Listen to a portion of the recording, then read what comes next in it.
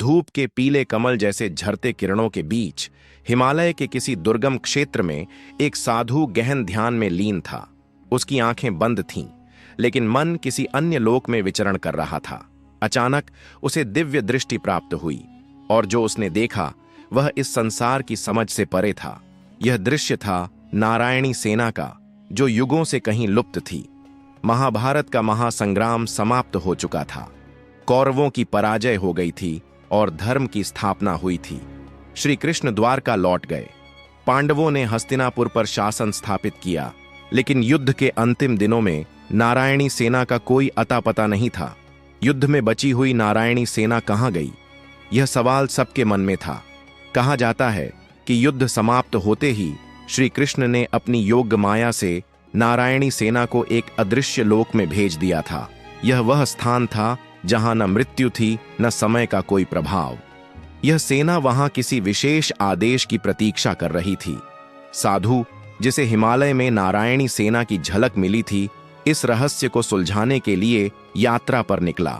उसने प्राचीन ग्रंथों को पढ़ा, तपस्वियों से चर्चा की और अंततः एक दिन एक रहस्यमय गुफा में पहुंचा।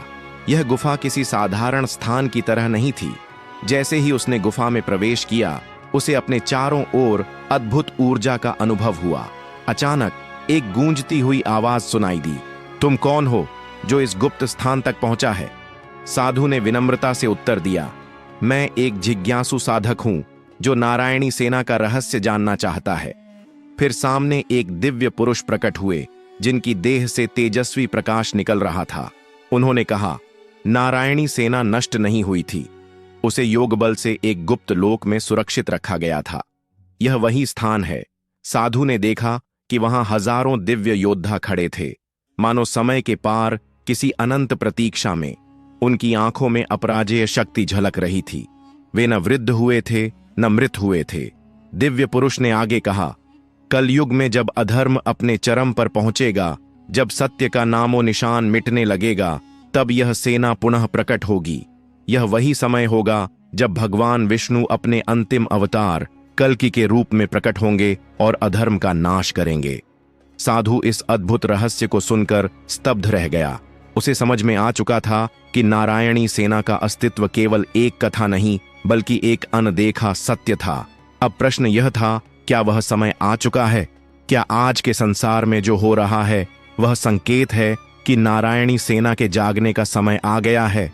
कई ऋषि मुनि मानते हैं कि जब मानवता अपने सबसे अंधेरे समय में होगी, जब अधर्म की जड़ें इतनी गहरी हो जाएंगी कि धर्म की पहचान भी मुश्किल होगी, तब नारायणी सेना स्वयं को प्रकट करेगी। उस साधु ने हिमालय से लौटकर यह रहस्य अपने शिष्यों को बताया और कहा, यह सेना कभी नष्ट नहीं हुई, यह केवल समय के अनुकूल छुपी रही, और जब ईश्वरीय आदेश आएगा तब यह पुनः संसार में आएगी।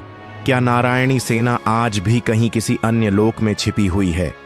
क्या यह सच में कलयुग के अंत में प्रकट होगी, या यह केवल एक पौराणिक कथा है?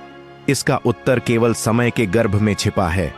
लेकिन एक बात निश्चित है, जो भी इस कथा पर विश्वास रखता है, उसे यह ज्ञात होना चाहिए कि शक्ति से अधिक बुद्धि और भक्ति का महत्व होता है।